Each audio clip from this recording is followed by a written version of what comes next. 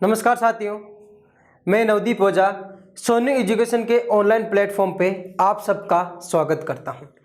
अपन भारत के भूगोल के बारे में पढ़ रहे थे और आज जो अपना टॉपिक है वो है भारत की जलवायु के बारे में। ठीक है, देखते हैं भारत की जलवायु कैसी है और किस किस कारक पर भारत की जलवायु क्या है निर्भर करती है। और सबसे पहले अपन को ये देखना जरूरी है कि जलवायु कहते किसे हैं।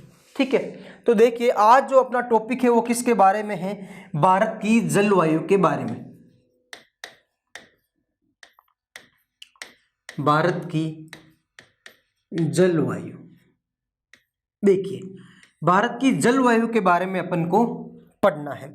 देखिए जलवायु का मतलब क्या हुआ, डायरेक्टली यदि अपन समझे तो किसी स्थान की वायुमंडलीय दशा, क्या किसी स्थान की वायुमंडलीय दशा, वायुमंडलीय दशा में क्या आ जाएगा, तापमान आ जाएगी, वहां का वायु दाब, आर्द्रता और वायु वेग वे पवन के कुछ समय के सम्मिलित रूप को क्या कहा जाता है, मौसम कहा जाता है। मौसम कहा जाता है किसको, सबसे पहले तो होता है मौसम क्या चीज होती है, तो किस स्थान है उसकी वायुमंडलीय दशा, वहां का तापमान कैसा है, वहां का वायु दाब कैसा है, आर्द्रता कैसी है, पवनों का वेग कैसा है, ये सभी के कुछ दिनों के सम्मिलित रूप को क्या कहा जाता है, मौसम कहा जाता है। ठीक है, और यही कुछ माह के सम्मिलित रूप को ऋतु कहा जाता है। क्या कहा जाता है, ऋतु कहा जाता है। और यही कई वर्षों, लगभग 35 वर्षों के सम्मिलित रूप को क्या कहा जाता है, जलवायु कहा जाता है। क्या कहा जाता है, जलवायु कहा जाता है। तीनों में देखो अलग अलग डिफरेंस है, ध्यान रखना। मौसम किसे बोलते हैं, ऋतु किसे बोलते हैं तथा जलवायु किसे बोलते हैं, तीनों का क्या है, अलग अलग फॉर्मेट है। सबसे पहले क्या है, मौसम। मौसम क्या चीज है उसके बारे में देखो, तो मौसम का अपन बोल सकते हैं किसी स्थान की वायुमंडलीय दशा, वायुमंडलीय दशा में क्या क्या आ जाएगा, वहां का तापमान भी आएगा, वहां की आर्द्रता, ठीक है, और क्या आ जाएगा, तापमान है, आर्द्रता है, पवन वेग है, पवने हैं, ठीक है, ये सभी आ जाएगा किस में आ जाएगा, वायुमंडलीय दशा में।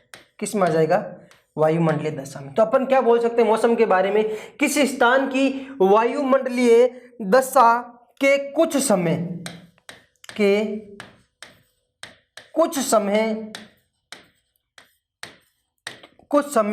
सम्मिलित रूप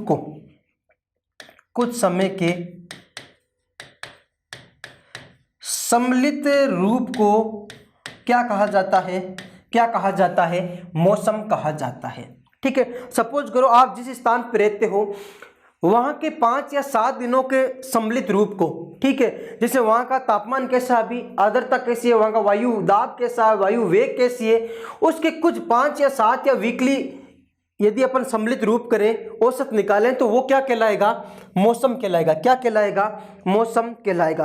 और कुछ माह के मौसम को और क्या बोल सकते हैं अपन, अगला है ऋतु। क्या है साथियों, ऋतु किसे बोलते हैं, तो ऋतु अपन को क्या बोल सकते हैं, कुछ माह के सम्मिलित रूप को, कुछ माह के मौसम के सम्मिलित रूप को। क्या है साथियों, कुछ माह के मौसम के सम्मिलित रूप को क्या बोला जाएगा, ऋतु बोली जाएगी। सम्मिलित रूप क्या कहलाती है, ऋतु कहलाती है। ठीक है, कुछ दिनों के सम्मिलित रूप को वायुमंडलीय जो दशा के कुछ दिनों के सम्मिलित रूप मौसम, और कुछ मौसम के सम्मिलित रूप, मतलब जैसे 7 दिनों का अपन ने मौसम निकाला, उन 7 दिनों में कुछ माह का जैसे 5 महीनों का निकाल लिया, ठीक है, वायुमंडलीय अपने दशा, तो उसको क्या बोलते हैं अपन, ऋतु बोलते हैं। और अगला क्या है, वायु दाब या जलवायु। जलवायु किसे बोलते हैं, तो जलवायु किसे बोला जाता है, लंबे समय के सम्मिलित रूप को, लंबे समय के लगभग कितना 30 से लेकर 35 वर्षों का लंबे समय के वायुमंडलीय दशा के सम्मिलित रूप को, दशा के सम्मिलित रूप को क्या साथियों, सम्मिलित रूप को क्या कहा जाता है, जलवायु कहा जाता है। क्या कहा जाता है, जलवायु कहा जाता है। यहां तक सबके समझ में आया, तीनों का अंतर समझ में आया, मौसम का और किसका, ऋतु का और जलवायु का। अब है भारत की जलवायु। देखो, भारत की जलवायु को जिस शब्द से अभिहित किया जाता है वो है मानसून। क्या है वो, मानसून। कि भारत की जलवायु कैसा है, मानसून प्रकार की जलवायु है। किस प्रकार की, मानसून प्रकार की जलवायु है। तो अपन देखते हैं आगे कि भारत के जलवायु को क्या साथियों, अगला क्या है अपना, कि भारत की जलवायु को जिस शब्द से अभिहित किया जाता है, भारत की जलवायु को जिस शब्द से अभिहित किया जाता है, जिस शब्द से अभिहित किया जाता है, अभिहित किया जाता है वह है क्या, मानसून। क्या है, मानसून है। क्या है साथियों, तो क्या है, मानसून है। क्या है, मानसून। आएगा सबके समझ में। अब मानसून क्या होता है, हवाओं का मौसमी प्रत्यावर्तन, मतलब मौसम के अनुसार या हवाओं के अनुसार मौसम का चेंज होना क्या कहलाता है, मानसून कहलाता है। तो मानसून का अपन देख सकते हैं कि मानसून का मतलब क्या हुआ, मानसून का मतलब हुआ हवाओं का मौसमी प्रत्यावर्तन। क्या है, हवाओं का मौसमी प्रत्यावर्तन। मौसमी प्रत्यावर्तन क्या कहलाता है, मानसून कहलाता है। प्रत्यावर्तन क्या कहलाता है, मानसून कहलाता है। अब यदि देखें अपन मानसून किस शब्द का कैसा शब्द है, तो मानसून ये है अरबी भाषा शब्द है। कैसा, अरबी भाषा का शब्द है। किस भाषा का शब्द है, अरबी भाषा का शब्द है। आया समझ में। अरबी भाषा के मौसिम शब्द से लिया गया है। किस शब्द से, मौसिम शब्द से लिया गया है क्या, मानसून। क्या लिया गया है, मानसून लिया गया है। ठीक है। प्रथम अध्ययन यदि देखें मानसून का, तो याद रखना मानसून का प्रथम अध्ययन अरबी भूगोलकर्ता अलम मसूदी ने किया था। क्या, या अल मसूदी ने किया था क्या, मौसम का प्रथम अध्ययन के बारे में। ठीक है। और ये किस भाषा का शब्द है, तो अरबी भाषा का शब्द है। और किस शब्द से लिया गया है ये, तो मौसम शब्द से लिया गया है। किस शब्द से लिया गया है, मौसम शब्द से लिया गया है। और मौसम का अर्थ क्या होता है, पवनों की दिशा का मौसम के अनुसार पलटना। पवनों की दिशा का मौसम के अनुसार पलटना। मौसम के अनुसार पलटना क्या कहलाता है, क्या कहलाता है, मौसम कहलाता है। क्या कहलाता है, मौसम कहलाता है। यहां तक आया समझ में। ये तो हो गए प्रमुख क्या साथियों, मौसम के बारे में, कि भारत की जलवायु को जिस शब्द से अभिहित किया जाता है वो क्या है, मानसून है। क्या है साथियों, याद रखना वो शब्द कौन सा है, मानसून है। ये कैसा शब्द है, ये अरबी भाषा का शब्द है। किस शब्द से लिया गया, अरबी भाषा का मौसम शब्द से लिया गया है, और जिसका अर्थ होता है पवनों की दिशा का मौसम के अनुसार पलटना। क्या है, पवनों की दिशा का मौसम के अनुसार पलटना। 1 बाय 1 आप साथ साथ में क्या नोट डाउन भी करते चलिएगा। अब देखते हैं भारत की जलवायु को प्रभावित करने वाले कारक कौन कौन से हैं, कैसी ऐसी कौन कौन सी चीजें हैं जो भारत की जलवायु को क्या करती है, प्रभावित करती है, उनके बारे में। तो देखिए अगला अपना टॉपिक है भारत की जलवायु को प्रभावित करने वाले कारक। भारत की जलवायु को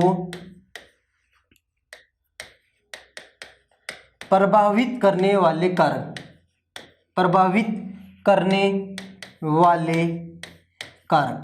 देखिए कौन कौन से कारक हैं जो भारत की जलवायु को क्या करते हैं, प्रभावित करते हैं। पहला कारक है भूमध्य रेखा से दूरी। क्या कारक है? भूमध्य रेखा से दूरी। देखिए किस प्रकार प्रभावित करता है उनके बारे में पहले देखते हैं। भूमध्य रेखा से दूरी का क्या हुआ, बढ़ते हुए अक्षांश के साथ तापमान में क्या होती जाएगी, कमी आती जाती है, क्योंकि सूर्य की किरणों का क्या होता जाता है, तिरछापन आता होता जाता है। जब हमने वर्ल्ड ज्योग्राफी पढ़ी थी साथियों, तो मैंने बताया था एक क्या, देखिए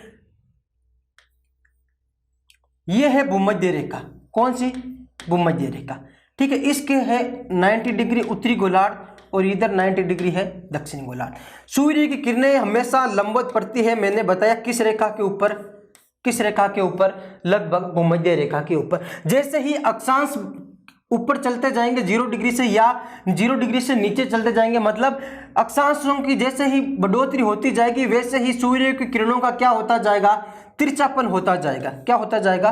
तिरछापन होता जाएगा। मतलब क्या हुआ, सूर्य की किरणें भूमध्य रेखा पर यदि क्या लंबवत पड़ रही है तो यहाँ का जो तापमान है वो रहेगा अधिक, और बाकी जगहों का तापमान जैसे ही अपने क्या अक्षांश बढ़ते जाएंगे तापमान क्या होता जाएगा, कम होता जाएगा। क्या होता जाएगा? कम होता जाएगा। और अपना जो भारत स्थित है, यह है क्या, अपना भारत स्थित, इसके मध्य से एक रेखा निकलती है जिसका नाम है कौन सी, 23.5 डिग्री उत्तरी अक्षांश रेखा। मतलब अपन बोल सकते हैं क्या, कर्क रेखा। कौन सी रेखा निकलती है? कर्क रेखा निकलती है। ठीक है, अब कर्क रेखा पर जब सूर्य क्या होता है, लंबवत पड़ता है, लगभग कब, जून के महीने में। कब? जून के महीने में, जिसको अपन बोलते हैं उत्तरी अयनांत। क्या बोला जाता है? उत्तरी अयनांत बोला जाता है। जिस कारण से क्या होता है साथियों, भारत का 2 भागों में विभाजित हो जाता है।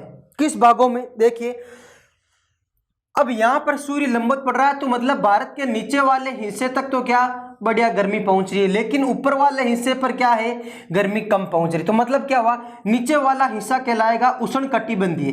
अपन एक 5 कटिबंध पढ़े थे, याद हो तो आपको, वर्ल्ड ज्योग्राफी में। कितने? 5 कटिबंध। ठीक है, तो ये जो नीचे वाला हिस्सा ये उष्णकटिबंध का, और ये ऊपर वाला हिस्सा किस में आ जाएगा, शीतोष्ण कटिबंध में। ठीक है, तो भारत को कर्क रेखा 2 भागों में विभाजित करती है, और जो किस प्रकार, दक्षिण का हिस्से को उष्ण कटिबंध में और उत्तर के हिस्से को शीतोष्ण कटिबंध में विभाजित करती है। आए क्या समझ में? तो उष्ण कटिबंधीय जो क्या है, भूमध्य रेखा के निकट है, ये उष्ण कटिबंधीय क्षेत्र है।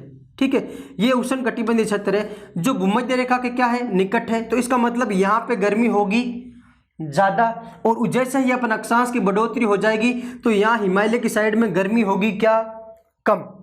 ऊंचे तापमान होंगे उष्ण कटिबंधीय क्षेत्र में, वे कम दैनिक वे वार्षिक तापांतर होगा। आया क्या यहाँ तक समझ में? देखिए क्या बताया मैंने, एक बार वापस देख लीजिए। यदि इसी चीज को अपन थ्योरी में लिखना चाहें, ठीक है, तो देखिए क्या है, मैंने बताया बढ़ते हुए अक्षांश के साथ तापमान में कमी आती है। लिख सकते हैं अपन सबसे पहले तो क्या, कि बढ़ते हुए अक्षांश के साथ, बढ़ते हुए अक्षांश के साथ तापमान में कमी आती है, आती जाती है। मतलब क्या हुआ, जैसे अपन 0 डिग्री से ऊपर की ओर बढ़ेंगे या नीचे की अक्षांश की बढ़ोतरी होगी, वैसे ही यहाँ पर क्या होगा, तापमान में कमी आती जाएगी। क्यों? क्योंकि सूर्य किसके लंबवत चमक रहा है, 0 डिग्री अक्षांश के लंबवत। ठीक है, तो यहाँ गर्मी ज्यादा होगी या इसके आसपास वाले क्षेत्र में गर्मी ज्यादा होगी। जैसे अक्षांश की बढ़ोतरी होगी तापमान में भी क्या होती जाएगी, कमी होती जाएगी। क्यों होती जाएगी? क्योंकि सूर्य का तिरछापन होना स्टार्ट हो जाता है। क्यों? यदि आपको पूछा जाए ऐसा क्यों होता है तापमान में, तो क्यों का आपका उत्तर है आपके पास, क्योंकि सूर्य का तिरछापन, सूर्य का तिरछापन मतलब किरणों का, सूर्य की किरणों का क्या हो जाता है, तिरछापन स्टार्ट हो जाता है, जिसके कारण से यहाँ पे क्या तापमान में कमी आती जाती है। अब मैंने बताया आगे कि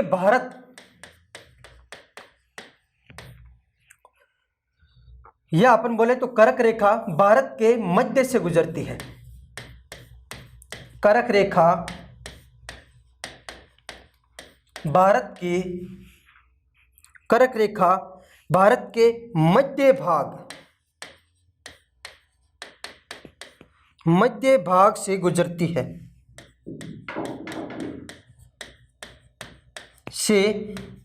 है, तो कर्क रेखा भारत के मध्य भाग से गुजरती है। तो इस प्रकार भारत का उत्तरी भाग, तो इस प्रकार क्या होगा, इस प्रकार मैंने बताया कि भारत का जो उत्तरी भाग है, भारत का उत्तरी भाग तो किस में चला जाएगा, शीतोष्ण कटिबंध में। किस में, शीतोष्ण कटिबंध में, ठीक है। और भारत का दक्षिण भाग किसमें चला जाएगा, दक्षिण भाग उष्ण कटिबंध में। किसमें, उष्ण कटिबंध में क्या चला जाएगा, भारत का उत्तरी भाग शीतोष्ण कटिबंध में तथा भारत का दक्षिण भाग उष्ण कटिबंध में चला जाएगा। देख लीजिए एक बार मैप के अकॉर्डिंग भी देख लेते हैं अपन। देखिए यहां से निकलती है रेखा कौन सी, कर्क रेखा। कौन सी रेखा, कर्क रेखा निकलती है। आया क्या समझ में सबके, कर्क रेखा निकलती है। तो यहां है भूमध्य रेखा, सपोज करो ये है 0 डिग्री अक्षांश, राइट हो गया यहां तक, ठीक है, 0 डिग्री अक्षांश। तो अब जो ये भाग होगा कौन सा, नीचे वाला दक्षिण का भाग, ये पूरा किस में आएगा, ये आएगा उष्ण कटिबंधीय में। किस में आएगा, उष्ण कटिबंध में, ठीक है। और ये जो ऊपर का भाग होगा ये आएगा किस में, ये आएगा शीतोष्ण कटिबंध। किस में आएगा, शीतोष्ण कटिबंध। जिसके कारण क्या होगा कि यहाँ पर उष्ण कटिबंध में तापमान ज्यादा होगा तथा तापमान ज्यादा होने के साथ साथ क्या होगा, कम दैनिक वे वार्षिक तापांतर होगा, कम दैनिक वे वार्षिक तापांतर होगा। और यहाँ शीतोष्ण कटिबंध में क्या होगा, तापमान तो कम होगा लेकिन उच्च दैनिक वे वार्षिक तापांतर वे विषम जलवायु पाई जाएगी। कहां पर, शीतोष्ण कटिबंध में। आया समझ में। तो यहाँ पर ने क्या लिखा, कर्क रेखा भारत के मध्य भाग से गुजरती है। इस प्रकार भारत का उत्तरी भाग कौन सा हो गया, शीतोष्ण कटिबंधीय, और दक्षिण भाग कौन सा हो गया, उष्ण कटिबंधीय। जिस कारण से होगा क्या, जिस कारण अपन लिख सकते हैं, जिस कारण क्या होगा, जिस कारण उष्ण कटिबंधीय क्षेत्र में उष्ण कटिबंधीय क्षेत्र में तापमान अधिक, वे तापमान तो अधिक होगा लेकिन वे कम दैनिक तथा वार्षिक तापांतर होगा, कम दैनिक और वार्षिक तापांतर होगा। और इसका उल्टा ही क्या हो जाएगा, इसका उल्टा हो जाएगा शीतोष्ण कटिबंध में। इसका उल्टा क्या हो जाएगा, शीतोष्ण कटिबंध में। मतलब वहां पे क्या होगा, तापमान कम होगा यहाँ पे, क्योंकि सूर्य की किरणें क्या हो जाएगी, यहाँ पर यदि डायरेक्टली क्या है चमक रही है 0 डिग्री पर, तो यहाँ तक तो क्या है सूर्य की किरणें पहुंच जाती है। लेकिन जैसे जैसे अक्षांशों की बढ़ोतरी होती है सूर्य को क्या होता जाता है, तिरछापन होता जाता है। तो यहाँ ऊपर का जो पोर्शन है यहाँ तापमान क्या होता जाता है, कम होता जाता है। तो एक भूमध्य रेखा से दूरी भी क्या किस पे डिपेंड करती है, किसी भी क्षेत्र की जलवायु को डिपेंड करती है। क्या करती है, किसी भी जलवायु को डिपेंड करती है। लेकिन अब देखा जाए डायरेक्टली, यदि आपको क्वेश्चन पूछा जाए कि भारत की जलवायु कैसी है, तो आप बोल सकते हो उष्ण कटिबंधीय जलवायु। क्यों, दोनों है तो उष्ण कटिबंधीय क्यों बोलेंगे, क्योंकि अधिकतर जो क्षेत्र है वो किस में आता है, उष्ण कटिबंधीय क्षेत्र में आता है। इसलिए भारत की जलवायु को डायरेक्ट बोला जाए तो कैसी जलवायु है, ये उष्ण कटिबंधीय जलवायु है। लेकिन भारत में उष्ण तथा उपोष्ण दोनों प्रकार की जलवायु की विशेषता उपस्थित होती है। यह तो हो गया भूमध्य रेखा से दूरी, एक पहला कारक जो जलवायु को क्या करता है, प्रभावित करता है। आया क्या समझ में। अब देखिए दूसरा कारक, दूसरा कारक जो जलवायु को क्या करता है, प्रभावित करता है, वो है समुद्र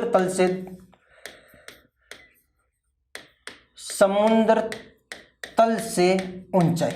देखो ये कैसे प्रभावित करेगा इसके बारे में। समुद्र तल से ऊंचाई, मैंने बताया कि समुद्र तल से ऊंचाई भी जलवायु को प्रभावित करती है। कैसे, ऊंचाई के साथ साथ तापमान हमेशा घटता जाता है और लगभग 165 मीटर पर 1 डिग्री सेंटीग्रेड तापमान घटता है। तो मैंने बताया कि ऊंचाई के साथ साथ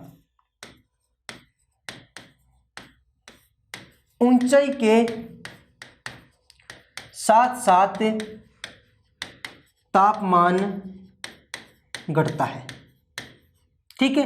और कितना घटता है? तो 165 मीटर पर 1 डिग्री सेंटीग्रेड तापमान में क्या आती है?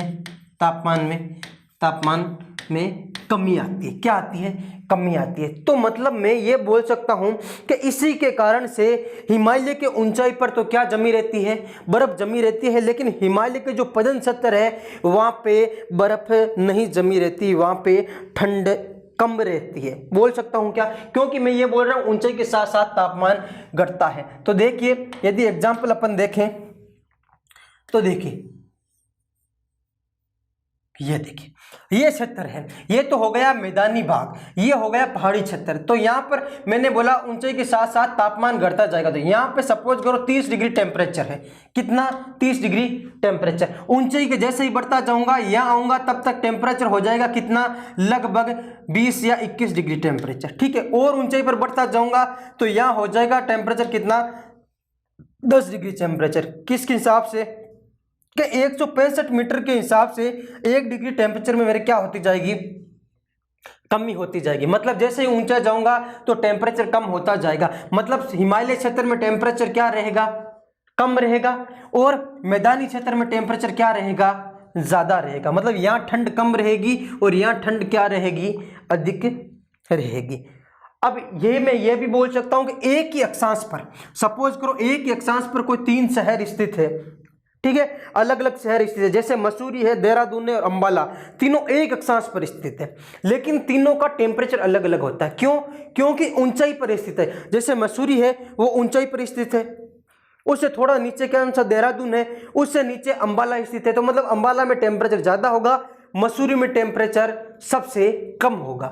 तो ये जो समुद्र तल से ऊंचाई है, ये भी जलवायु को क्या करती है? प्रभावित करती है। तो अपन बोल सकते हैं इसमें, यदि थ्योरी लिखना चाहें यदि, तो क्या लिखेंगे कि मैंने बताया 165 मीटर पर 1 डिग्री टेम्परेचर में कमी आएगी। तो इसी कारण हिमालय पर बर्फ जमी रहती है, बर्फ जमी रहती है, तथा मैदानी भागों में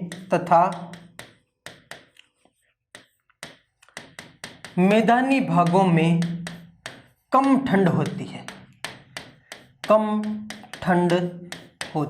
एक तो एग्जाम्पल हो गया ये, ठीक है। दूसरा यदि देखें अपन तो एक ही अक्षांश पर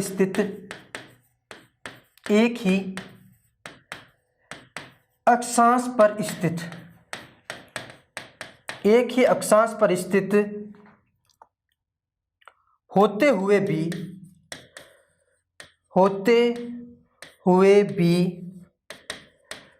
ऊंचाई की भिन्नता के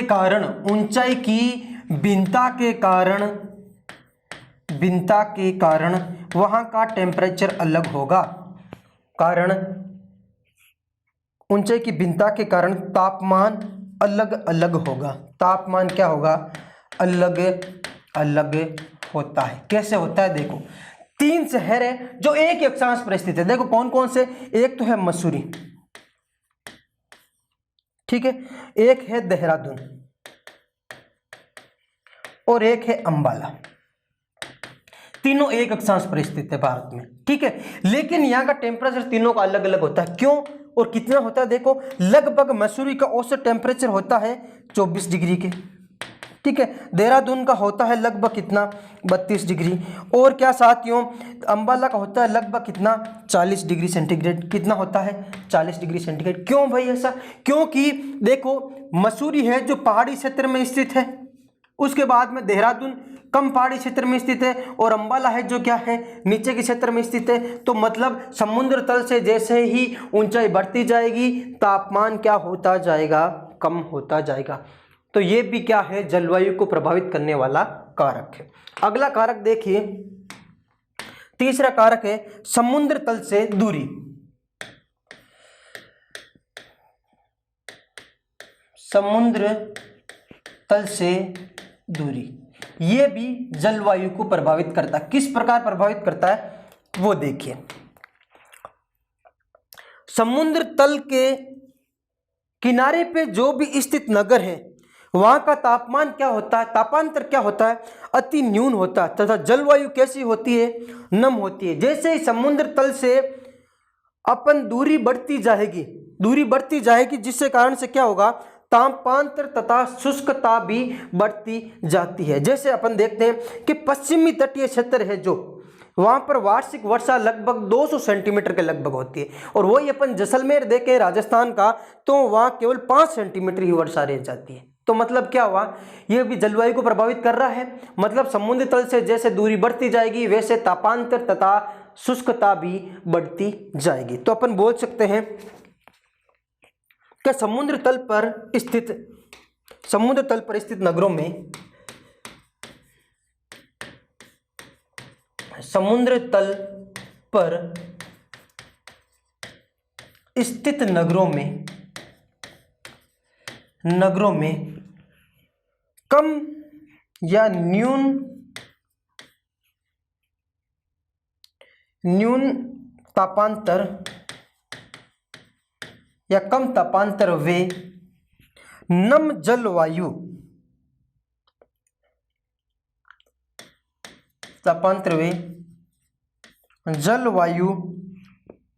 नम होती है।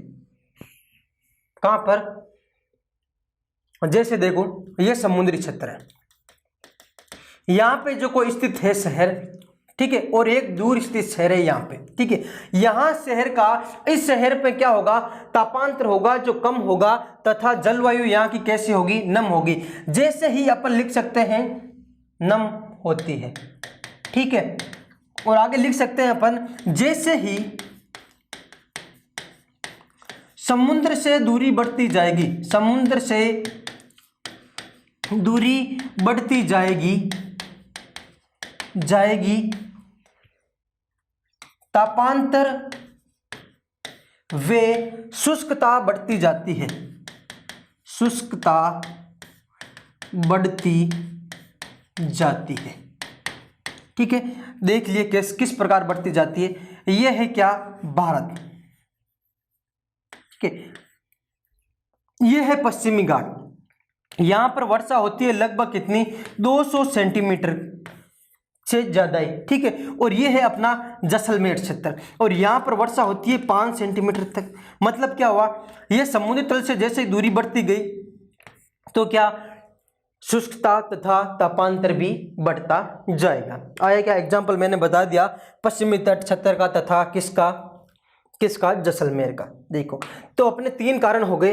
अगला देखिए चौथा कारण कौन सा है जो जलवायु को प्रभावित करता है, और वो चौथा कारण है मानसूनी पवनें। मानसून जो पवनें होती है ये भी जलवायु को प्रभावित करती है। मानसूनी पवनें किस प्रकार प्रभावित करती है, देखिए।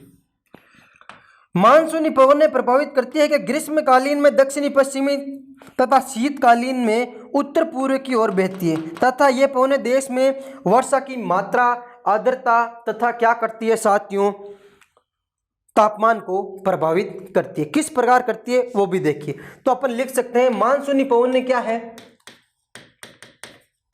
ग्रीष्मकालीन में तो चलती है किस ओर, दक्षिण पश्चिम से।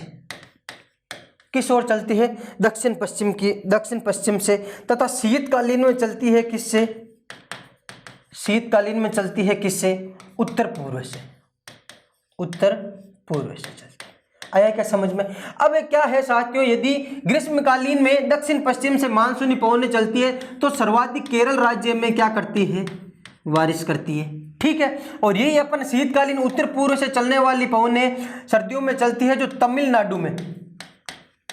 तमिलनाडु में क्या करती है, सर्वाधिक वर्षा करती है। तो बाकी जो राज्यों में बारिश तो होती है लेकिन कम बारिश होती है, इसलिए ये मानसूनी पवनों का भी क्या है साथियों, प्रभाव पड़ता है। किस पर, भारत की जलवायु पर प्रभाव पड़ता है। किस पर? भारत की जलवायु पर। अगला यदि देखें कोई छोटा पॉइंट और है तो वो है कौन सा साथियों? वो है हिमालय पर्वत तथा पर्वतों की स्थिति। हिमालय पर्वत तथा पर्वतों की स्थिति भी क्या किसी के जलवायु को प्रभावित करती है। किस प्रकार? देखो, हिमालय पर्वत है जो उत्तर भारत के उत्तर की ओर में क्या पर्वत श्रृंखला है, ठीक है, जो उत्तरी शीत पवनों को रोकने का कार्य करती है। जो उत्तर से, हिमालय के उत्तर से जो शीत पवनें आती है उनको क्या अभेद्य सुरक्षा प्रदान करती है, तथा और जो भारत में जो मानसून उड़ता है उनको भी रोक के भारत में क्या करती है? बारिश करती है। किस प्रकार? देखिए,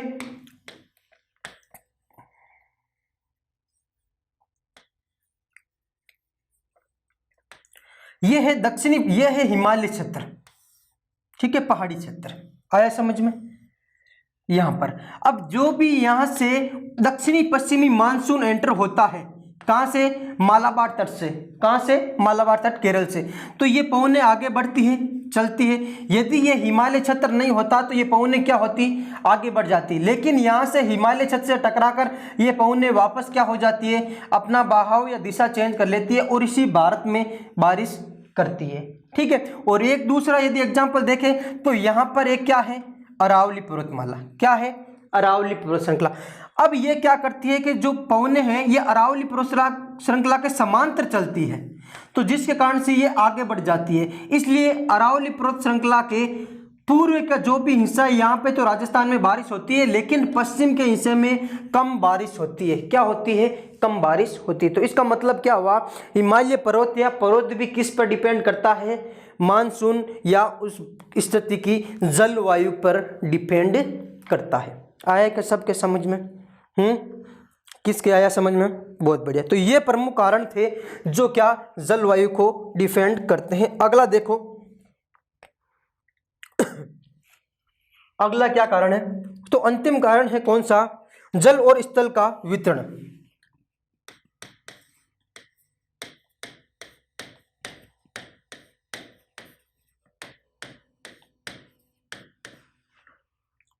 स्थल का वितरण। देखिए, जल तथा स्थल का वितरण में क्या है, किस प्रकार ये भी जलवायु को डिफेंड करता है, उनके बारे में देखिए।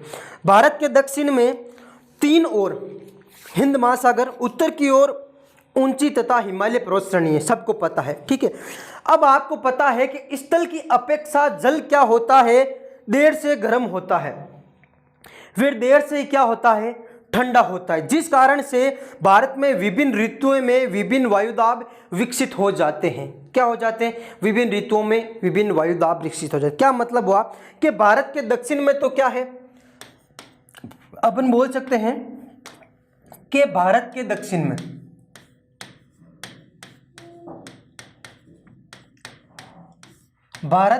में 3 ओर क्या है? हिंद महासागर है, हिंद महासागर है, समझ में आया। और उत्तर में क्या है? वे उत्तर में ऊंची हिमालय श्रृंखला है, ऊंची हिमालय श्रृंखला है। अब होता क्या है कि जल है जो स्थल से, जल है जो क्या होता है साथियों? स्थल से देर से गर्म होता है। क्या होता है? देर से गर्म होता है।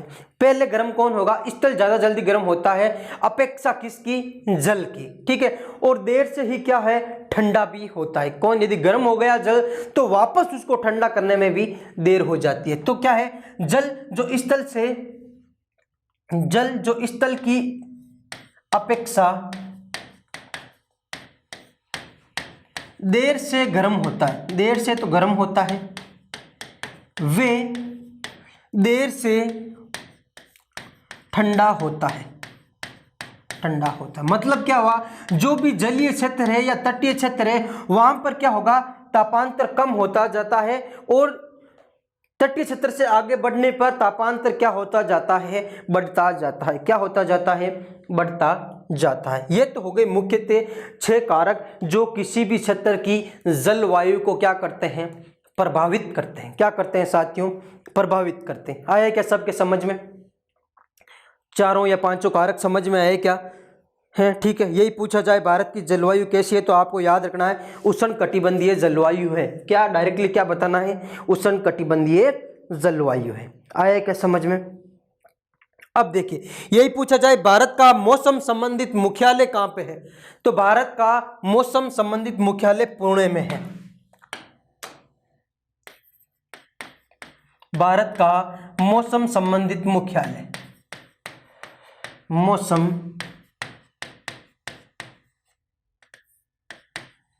संबंधित मुख्यालय कहाँ है साथियों, तो याद रखना आप पुणे में है। कहाँ है, पुणे में है। आया समझ में यहाँ तक सबके, बहुत बढ़िया। अब देखो, दो चीजें कई बार पूछा जाता है आपको, एक तो समभार रेखा, एक समुच्चय रेखा किसे बोलते हैं, तो उन दोनों के बारे में थोड़ा डिस्कस कर लेते हैं। उसके बारे देखते हैं, बाद में देखते हैं कि भारत की जलवायु या ऋतुएं कौन कौन सी है, उनका क्या क्या प्रभाव है भारत में, उनके बारे में देखिए। अगला है साथियों किसके बारे में, एक तो है समभार रेखा और एक है समुच्चय रेखा। देखो, एक तो कहा जाता है समभार रेखा और दूसरी कही जाती है समुच्चय रेखा। देखो दोनों का मतलब, समभार तथा समुच्चय रेखा। समभार किसे बोलते हैं, समान दाब वाले स्थान को मिलाने वाली रेखा। समान दाब को, समान दाब वाले स्थान को मिलाने वाली रेखा। क्या साथियों, मिलाने वाली रेखा क्या कहलाती है, समभार रेखा कहलाती है। आया क्या सबके समझ में। यही समुच्चय रेखा, तो समुच्चय रेखा का देखना कि ग्लोब या मानचित्र पर समुद्र तल के समान ऊंचाई वाले स्थानों को, समान ऊंचाई वाले स्थानों को जोड़ने वाली रेखा, जोड़ने के लिए खींची गई रेखा। क्या साथियों, जोड़ने के लिए खींची गई रेखा क्या कहलाती है साथियों, तो ये कहलाती है समुच्चय रेखा। ठीक है, समभार मतलब समान दाब वाले स्थानों को जोड़ने या समान दाब वाले स्थानों को मिलाने वाली रेखा को क्या बोलते हैं अपन, समभार रेखा। और समुच्चय रेखा किसको बोलेंगे साथियों, समुच्चय रेखा बोलेंगे किसको, समुच्चय रेखा बोला जाता है समान ऊंचाई वाले स्थानों को जोड़ने वाली रेखा को याद रखना। ठीक है, और एक चीज और ध्यान रखना कि भूमध्य रेखा के पास के होने वाले स्थानों पर वर्षा अधिक तथा ताप भी अधिक होता है। ये ध्यान रखना, क्वेश्चन डायरेक्टली पूछा जाता है कि सर्वाधिक तापमान तथा सर्वाधिक वर्षा वाला स्थान कौन सा, दोनों, जहां पर वर्षा भी अधिक होती है तो और तापमान भी अधिक होता है। तो याद रखना, भूमध्य रेखा के पास का क्षेत्र, नोट लगा के लिख लेना अलग, याद आ गया, बता देता हूं। भूमध्य रेखा के पास के क्षेत्र में, वैसे जियोग्राफी में पढ़ाया था मैंने, वर्ल्ड जियोग्राफी में, भूमध्य रेखा के पास के क्षेत्र में वर्षा अधिक, वे तापमान अधिक होता है। आया समझ, सर्वाधिक वर्षा भी होती है भूमध्य रेखा के पास वाले क्षेत्र में तथा सर्वाधिक तापांतर भी रहता है कहाँ पर भूमध्य रेखा के पास वाले क्षेत्र में। तो ये तो हो गए मुख्यतः रूप से किसके बारे में अपन ने पढ़ा, कुछ स्पेशली बातें। अब देखो, जलवायु के आधार पर भारत में 4 प्रकार की ऋतुएं आती है। कितने प्रकार की, 4 प्रकार की ऋतुएं आती है। उन चारों प्रकार की ऋतुओं के बारे में देख लो, कौन कौन सी ऋतुएं हैं और वो लगभग कब आती है।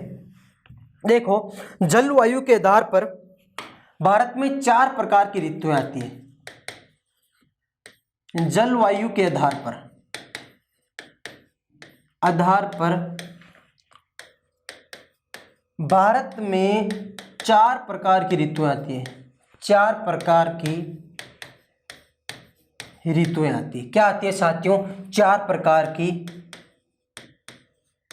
ऋतुएं आती है। ठीक है, देखिए कौन कौन सी ऋतुएं हैं वो। एक तो है कौन सी साथियों? शीत ऋतु। कौन सी है? शीत ऋतु। पहली है कौन सी? शीत ऋतु। देखिए शीत ऋतु कब से कब तक होती है? ये है 15 नवंबर से कब तक होती है? 15 नवंबर से 15 मार्च तक। क्या साथियों? 15 नवंबर से 15 मार्च तक। कौन सी ऋतु? शीत ऋतु। दूसरी है कौन सी साथियों? ग्रीष्म ऋतु। ग्रीष्म ऋतु कब आती है? ये आती है 15 मार्च से 15 जून तक। कौन सी ऋतु आती है? ग्रीष्म ऋतु। उसके बाद में है वर्षा ऋतु। तीसरी कौन सी ऋतु? कौन सी ऋतु है साथियों? वर्षा ऋतु। इसका क्या टाइम है? ये भी 15 जून से स्टार्ट होती है और 15 सितंबर तक चलती है। कब चलती है? 15 सितंबर तक। आए क्या सबको समझ में? और अंतिम जो ऋतु है वो है कौन सी? शरद ऋतु। क्या है साथियों? शरद ऋतु है।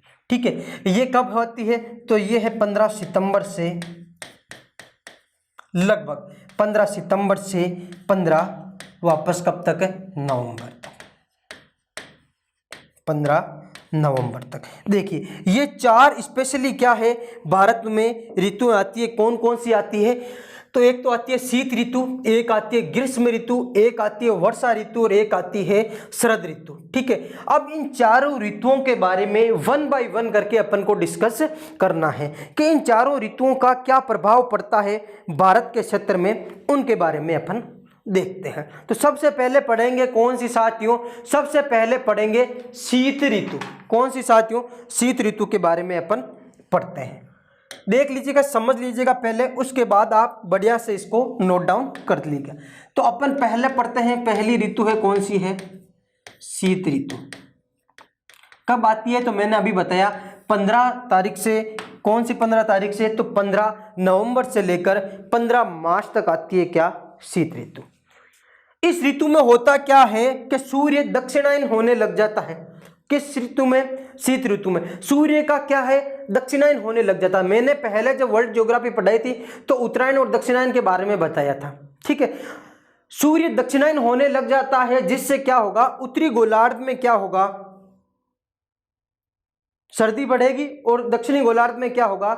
क्या होगा साथियों? उस समय क्या होगा?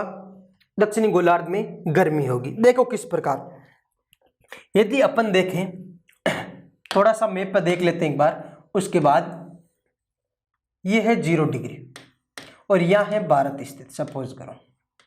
ठीक है, जब दिसंबर का महीना आता है 22 दिसंबर को, तब दक्षिणी गोलार्ध का सबसे बड़ा दिन होता है और उस समय क्या होता है? सूर्य दक्षिणायन हो जाता है। क्या दक्षिणायन? मतलब मकर रेखा के लंबवत चमकता है। तो यहाँ पे गर्मी रहेगी क्या? ज्यादा। तो यहाँ पर तिरछापन स्टार्ट हो जाता है, मतलब जो ऊपर का पूरा पोर्शन है वहां पे क्या हो जाती है? सर्दी हो जाती है। क्या हो जाती है? सर्दी हो जाती है। तो मतलब इस समय शीत ऋतु में क्या होता है साथियों कि सूर्य दक्षिणायन होने लग जाता है। सूर्य दक्षिणायन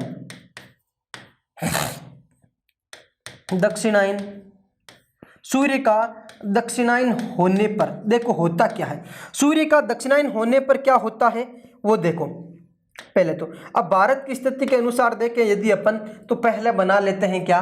भारत। उसके बाद देखते हैं भारत की स्थिति के अनुसार कि भारत में क्या प्रभाव पड़ता है इसका। देखो सूर्य दक्षिणायन होने लग गया तो इसका मतलब क्या हुआ?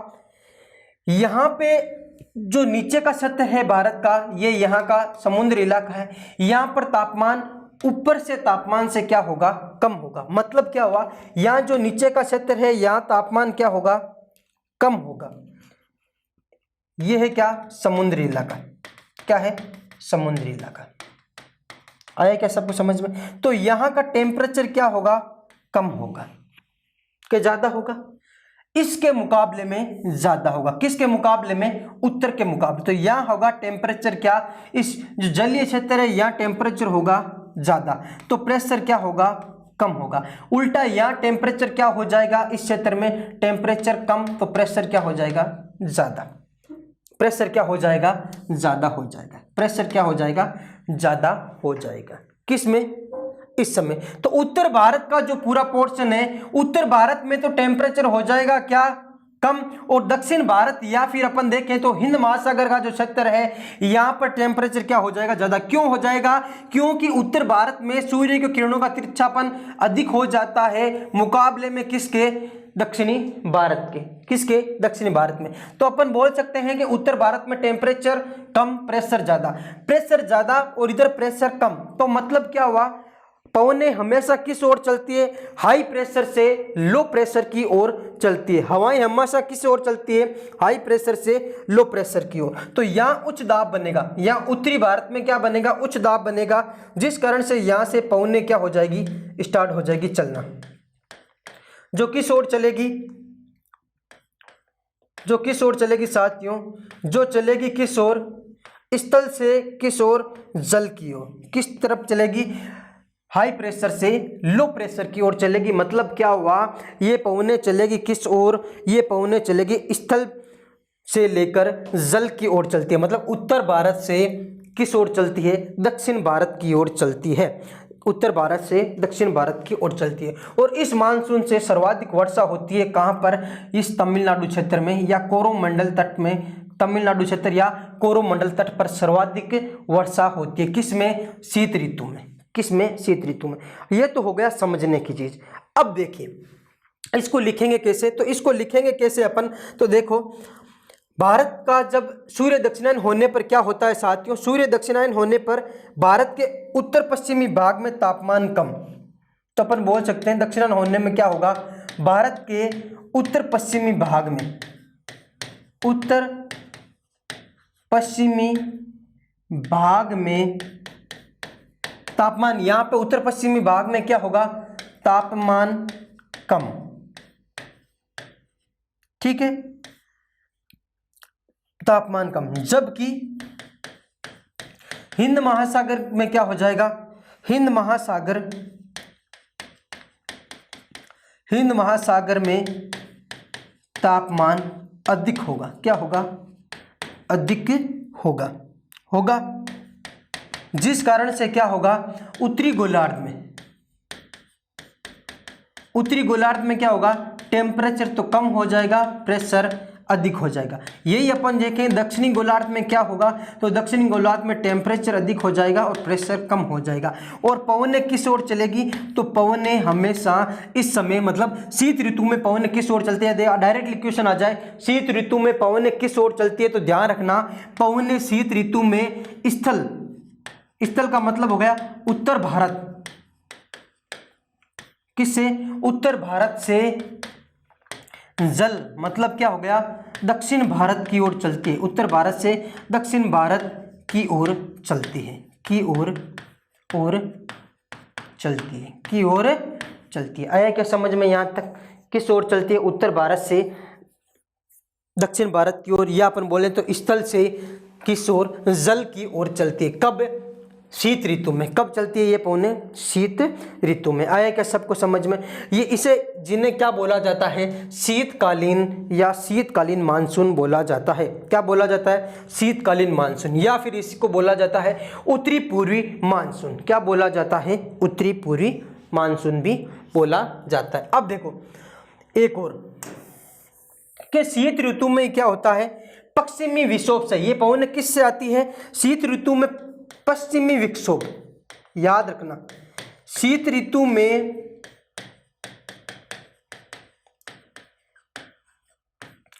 पश्चिमी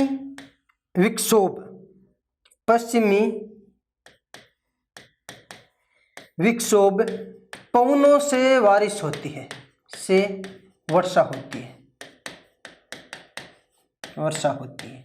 जिन्हें ये वर्षा कहाँ होती है? ये एक तो राजस्थान में, जम्मू कश्मीर, हिमाचल तथा हरियाणा के क्षेत्र में होती है, और जिन्हें राजस्थान में कहा जाता है मावट। जो सर्दियों में वर्षा होती है पश्चिमी विक्षोभ से, उन्हें क्या कहा जाता है? मावट कहा जाता है। क्या कहा जाता है? मावट कहा जाता है। ये शीत जो पश्चिमी विक्षोभ की पवनें कहाँ से चलती है? तो याद रखना, ये भूमध्य सागर से चलती है। कहाँ से चलती है? भूमध्य सागर से चलती है। कहाँ से चलती है? भूमध्य सागर से चलती है। तो ये है शीत ऋतु 15 नवंबर से 15 क्या साथियों 15 मार्च तक। होता क्या है शीत ऋतु में? डायरेक्टली आपको ध्यान रखने के लिए देखो कि शीत ऋतु में सूर्य का दक्षिणायन होने लग जाता है, और दक्षिणायन होने की वजह से क्या होता है साथियों, यहाँ उत्तर भारत में टेम्परेचर कम और दक्षिण भारत में टेम्परेचर अधिक। टेम्परेचर जहां कम होगा प्रेशर ऑटोमेटिकली वहां क्या होगा? उल्टा होगा, मतलब प्रेशर अधिक या प्रेशर कम। तो अब हाई प्रेशर से लो प्रेशर की ओर क्या चलेगी? पवनें चलेगी। क्या चलेगी? पवनें चलेगी। ठीक है, जिस कारण से क्या होगा, इसे क्या नाम दिया गया? उत्तरी पूर्वी मानसून भी कहा जाता है। क्या बोला जाता है इसे? उत्तरी पूर्वी मानसून भी कहा जाता है। और उत्तरी पूर्वी मानसून से सर्वाधिक वर्षा होती है कोरोमंडल तट पर। कहां पर? लिख लीजिएगा, उत्तरी पूर्वी मानसून से सर्वाधिक वर्षा कोरोमंडल तट तमिलनाडु पर होती है। तमिलनाडु पर, ठीक है। उत्तरी पूर्वी मानसून से सर्वाधिक वर्षा कोरोमंडल तट तमिलनाडु पर होती है। और शीतकालीन मानसून में पवनों की दिशा क्या होती है? तो स्थल से जल की ओर होती है। क्या होती है साथियों? स्थल से जल की ओर होती है। यहां तक समझ में आया क्या सबके? तो ये हो गया शीत ऋतु के बारे में। किसके बारे में? शीत ऋतु के बारे में। अब आगे अपन पढ़ेंगे ग्रीष्म ऋतु, शीतकालीन ऋतु तथा ग्रीष्म ऋतु और वर्षा ऋतु, और किसके बारे में? शरद ऋतुओं के बारे में। इसी प्रकार पढ़ेंगे कि उनकी क्या स्पेशली विशेषताएं हैं, उनके बारे में अपन डिस्कस करेंगे। आया क्या सबके समझ में?